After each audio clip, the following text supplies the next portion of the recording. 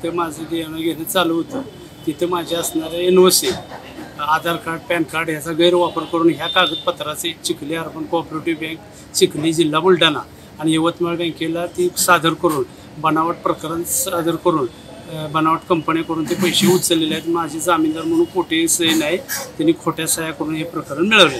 8,55,00,000 रुपयाच्या बोगस कर्ज प्रकरणामध्ये 3 बँकांचा समावेश आहे। त्याच्यामध्ये यशवंत कोऑपरेटिव्ह बँक फलटण, चावडी चौक कराड, त्याचबरोबर Chikhli urban cooperative bank limited Chikhli, तालुका चिखली, जिल्हा बुलढाणा आणि Yavatmal urban cooperative bank limited Yavatmal, त्या तिन्ही बँकांनी 8,55,00,000 कर्ज वैभव विलास कुलकर्णी आणि वगैरे 6 लोकांना दिलेलं आहे त्याच्यामध्ये।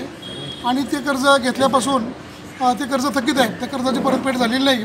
ते प्रकरण आहे ते संपूर्ण बनावट आणि बोगस आहे।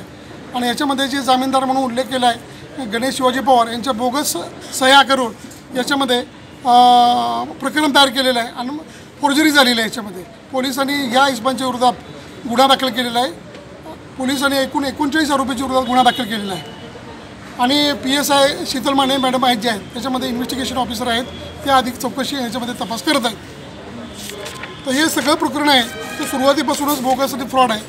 आम्ही या संदर्भात 19/5/2023 रोजी माननीय प्रथम वर्ग ज्युडिशियल मॅजिस्ट्रेट वर्ग 1 भागवत साहेब यांच्या कोर्टामध्ये फिर्याद दिली होती आणि त्याच्यामध्ये आमच्या बाजूने निकाल लागला आणि तिन्ही बँकेच्या विरोधात गुन्हा दाखल करण्याचे आदेश आणि तपास करण्याचे आदेश भागवत कोर्टाने दिलेले होते। त्याच्यामध्ये या कोर्टामध्ये निकाल झाल्यानंतर यातील आरोपी नंबर 7 जे सामनेवाला होते शेखर सुरेश चरेगावकर यांनी फक्त रिव्हिजन पिटिशन दाखल केलेलं होतं।